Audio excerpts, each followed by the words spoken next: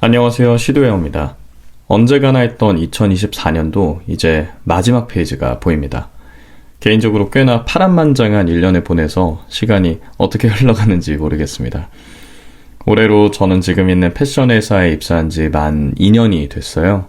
이 회사에 덜컥 합격하고 제게 딱 3주 정도의 시간이 주어졌었습니다.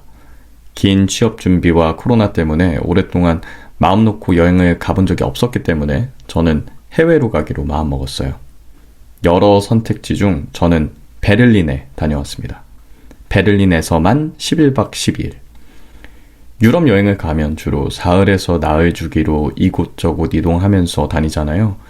아무래도 회사에 들어가면 긴 여유가 그리울 것 같아서 한 곳에만 오래 눌러 앉아보기로 결정했습니다. 그리고 정말 후회 없는 시간이었어요. 제가 베를린을 결정한 데는 여러 이유가 있었습니다. 일단 맥주도 저렴하고 둘러볼 매장도 많고 당시에 비엔날레도 열리고 있었고요. 그런데 가장 결정적으로 저를 베를린으로 끌어당긴 한 브랜드가 있습니다. 바로 오늘 소개할 브랜드인 블레스입니다. 블레스를 아시는 분들 중엔 나이키 트레이닝 팬츠랑 리바이스 데님을 합친 오버조깅진으로 처음 알게 된 분들이 계실 거예요. 사실 제가 그랬거든요. 블레스는 생각보다 긴 역사를 갖고 있는 브랜드입니다. 오스트리아 출신의 데지레 하이스와 독일 출신의 디자이너 이네스 칵이 1995년에 결성한 브랜드인데요. 가장 먼저 주목을 받은 건 블레스에서 영국의 싱어송라이터 로드 스튜어트의 헤어스타일에서 착안해 만든 펄로된 가발입니다. 아이디 매거진에 실린 광고를 통해 연락을 받게 되고 이 가발은 메종마르질라에서 1997년 FW쇼에 등장합니다. 이후에 수많은 협업과 전시를 진행하면서 블레스는 패션계에서 본인들의 독보적인 위치를 공고히 했어요. 지금 보여드리고 있는 건 블레스에서 브랜드의 25주년을 기념해 출시한 서적입니다. 여기 보면 꽤 재미난 이야기들이 많이 있어요. 몇 가지만 말씀드릴게요. 첫 번째는 2010년 프랑크푸르트에 위치한 MMK 미술관에서 했던 참여형 전시입니다. 당시에 Not a Fashion이라는 제목의 전시가 열리면서 참여하는 브랜드들에게 패션쇼를 위한 예산을 지급했어요. 블레스는 이 돈으로 패션쇼를 열지 않고 되레 본인들의 과시즌 제품들을 구매하는 데 썼습니다. 이렇게 모은 블레스의 예전 옷들을 미술관에서 전시했어요. 전시회에 방문한 관람객들은 이 옷을 공짜로 가져갈 수가 있었습니다. 대신에 블레스의 판정단에게 내가 왜 이 옷을 가져야 하는지 설명을 통해 납득시켜야 했어요. 그래서 보면 어떤 관람객은 장황하게 논거를 펼치기도 하고 어떤 어린아이는 모자가 따뜻해서 갖고 싶어요 라는 식으로 단순하게 이야기하기도 합니다. 그리고 넘겨보면 베를린에 위치한 KW Institute of Art에서 진행한 25주년 기념 전시에 대한 내용입니다. 제가 베를린에 갔을 때 사실 이 전시를 봤어요. 한국에서 비행기랑 숙박 빼고 제가 유일하게 예약했던 게 이 전시입니다.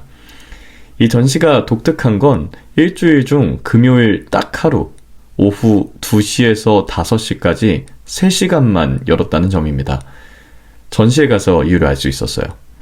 전시를 제외한 시간은 실제로 예술가들이 거주하는 공간이었습니다.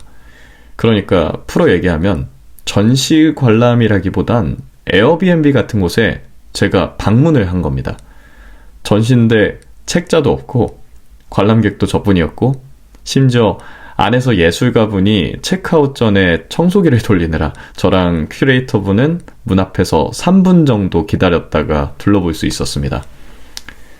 이 공간은 정말 사람이 살 수 있는 공간처럼 돼 있어요. 안방도 있고 침대도 있고 부엌도 있고 화장실까지 있습니다. 그런데 안에 있는 모든 게 다 블레스입니다. 침대, 커튼, 의자, 청소기 커버, 심지어 벽지까지요. 인상 깊었던 부분 중 하나는 부엌 겸 거실 한쪽에 축구장 벽지가 있었어요. 이건 블레스에서 이 전시의 맞춤형으로 제작했다고 합니다. 실제로 축구장 벽지 바깥으로는 벽지와 동일한 축구장이 있다고 해요. 즉, 건물 외관과 내부의 연결성을 위해 축구장 사진을 그대로 들여온 정말 블레스다운 발상이 느껴지는 작품이었어요. 또 안방에 있는 침대도 신기했습니다. 블레스를 좋아하는 분들이라면 보셨을 사람 2명이 그려져 있는 이불이 있습니다. 근데 이 이불만 독특한 게 아니라 이 침대 구조도 희한했어요. 우리가 통상적으로 아는 침대는 바닥보다 위에 있잖아요. 그런데 이 침대는 바닥으로 꺼져 있습니다. 침대보다는 관에 들어가 있는 느낌이 들었어요. 전시에 대한 개인적인 총평은 일단 저는 굉장히 좋았습니다. 앞서 말씀드린 것처럼 어떻게 이런 생각을 하지? 하는 참신한 작품들부터 왜 이런 생각을 하지? 하는 충격적인 제품까지 정말 많았습니다. 하지만 혼자 여러 가지 경험을 해볼 수 있었고 국내에서 편집샵에 단순히 걸려있는 블레스의 옷들만 보다가 블레스라는 공간을 체험해 보니까 제가 알던 블레스는 정말 반쪽짜리였다는 걸 깨달을 수 있었어요. 개인적으로 20-30분 본 이 블레스의 전시가 2시간 넘게 본 베를린 비엔날레의 수십 개의 작품보다 더 인상 깊었습니다. 이제 제가 갖고 있는 블레스 제품들을 조금씩 보여드리겠습니다. 처음 소개할 건 제가 구매한 첫 번째 블레스의 옷인 22AW 진스 프런트 블랙 코듀로이 데님 제품입니다. 블레스에서 시그니처처럼 제작하는 앞뒤판이 다른 소재로 되어 있는 바지인데요. 블레스의 나이키 오버조깅진과 다르게 이 제품은 앞판이 검정 데님, 뒷판이 검정 코듀로이로 되어 있습니다. 제가 이 바지를 구매하게 된 계기가 있는데요. 블레스 전시를 기다리면서 앞에 서 있는데 옆에 한 독일 남자분이 블레스 바지를 입고 서 계셨어요. 흰색 포플린 셔츠에 검정 페니로퍼를 신고 바지로 이런 식의 앞뒤 소재가 다른 블레스 바지를 입고 있었습니다. 그분을 보고 블레스 옷도 저렇게 포멀하게 혹은 일반적으로 입을 수 있다는 걸 깨달았습니다. 그리고 비슷한 걸 마구 찾다가 이 바지를 구매했고요. 이 제품으로 말미암아 블레스의 사이즈에 대해서 좀 말씀드려 볼게요. 제가 구매한 건 스몰 사이즈인데 라지 사이즈와 미디 길이 말고는 거의 똑같았어요. 블레스의 리메이크 제품들은 사이즈 체계가 무의미한 수준입니다. 그래서 꼭 입어보고 구매하시는 걸 추천드려요. 저는 베를린에서 보고 아른거려가지고 결국 귀국한 후에 에딕티드에서 구매했습니다. 저는 이 제품을 입을 때 이런 식으로 무채색과 주로 같이 입습니다. 그래야 이 바지의 소재 차이에 집중이 되더라고요. 너무 독특하지도 않고 적당한 포인트가 되어 마음에 드는 그런 바지입니다. 다음으로 보여드리는 건 블레스의 에코백입니다. 뒤편은 아무것도 안 써있고 앞판에는 블레스의 베를린 매장이 표시된 지도가 프린팅되어 있어요. 이건 베를린 블레스 매장에서 구매했는데 사실 정말 별거 없는 가방이긴 하지만 제게 큰 추억이 담겨 있습니다. 블레스의 단독 매장은 전 세계 파리와 베를린 단 2군데 있습니다. 파리는 블레스 스토어, 베를린은 블레스 홈이라고 부르는데요. 여기서 베를린이 홈인 이유는 그 독특한 위치에 있습니다.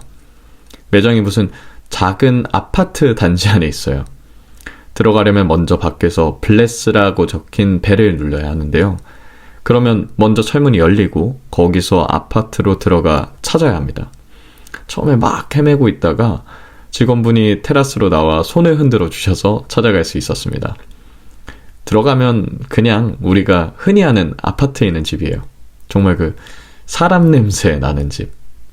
대신 블레스 전시와 마찬가지로 어디를 둘러봐도 전부 블레스였습니다. 매장에 방문하니까 손님이 저 혼자여서 크리스찬이라는 이름의 직원분과 1시간 넘게 이야기를 나눴어요. 옷 관련된 얘기도 하고 블레스에 대한 얘기도 나눴습니다. 에코백을 사면서 블레스의 핸들 스티커도 몇 장 받고 크리스찬이 또 편지를 써준 우편과 함께 에코백에 이 시간을 추억하고자 사인도 받았습니다. 크리스찬의 말을 빌리면 사람들이 블레스의 옷과 오브제 등을 보고 많은 영감을 받는다고 합니다. 어디서도 보기 어려운 디자인이라 머리를 때리는 듯한 그 충격을 받을 수밖에 없어요.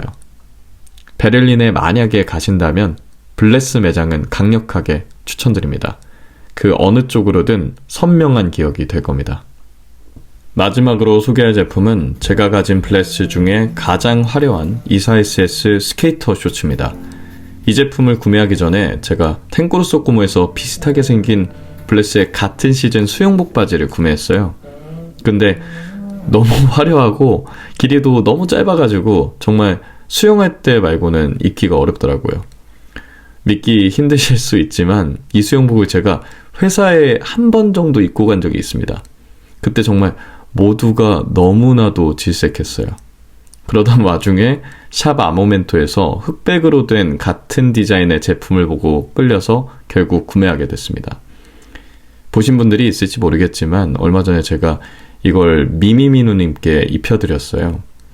출연 전에 민우님 입혀드릴 킹 받는 걸 가져와 달라는 요청을 받아서 이걸 갖고 갔는데 모르겠어요. 저도 잘 못 입는 바지라서 촬영 끝나고도 제가 너무 죄송해서 사과드렸는데 이 자리를 빌려서 다시 한번 사과드립니다. 죄송합니다. 제가 앞서 올린 영상들을 보신 분들은 아시겠지만 전 좀 웬만해서 조용하게 입습니다. 그런데 올해 여름에 옷 입는 게 너무 재미가 없어가지고 좀 화려한 바지가 끌리더라고요. 이 스케이터 셔츠는 사람이 수백 명 프린팅되어 있어 시끄럽긴 하지만 그래도 흑백이고 면바지라서 생각보다는 덜 튀더라고요. 그래도 여전히 정신없는 바지긴 합니다. 이분들이 누군지는 잘 모르겠어요. 제 추측으로는 브랜드 25주년에 그간 이바지한 블레스의 사람들이 아닐까 싶습니다. 이 바지를 입을 땐 나머지는 최대한 얌전하게 입으려고요. 그래야 그나마 중화가 되더라고요. 무채색의 니트, 맨투맨 아니면 자켓 같은 걸 입습니다. 기장이 좀 길고 통이 넓어서 어떻게 입어도 좀 스트릿한 무드가 느껴지는 바지입니다. 솔직하게 블레스의 모든 제품이 다 제 취향은 아닙니다. 자주 입기도 쉽지 않고요. 그리고 블레스가 모두의 호감에 사는 브랜드는 또 아닐 겁니다. 다만 다른 브랜드로 대체가 안 되는 패션의 범주로 포괄하기 어려운 독특함이 있습니다. 옷이나 일상이 좀 평이하다고 느껴질 때, 하나의 독특함이 필요할 때 블레스를 한 번쯤은 쳐다보고 경험해 볼 만하다고 생각합니다. 오늘 제가 준비한 이야기는 여기까지입니다. 감사합니다.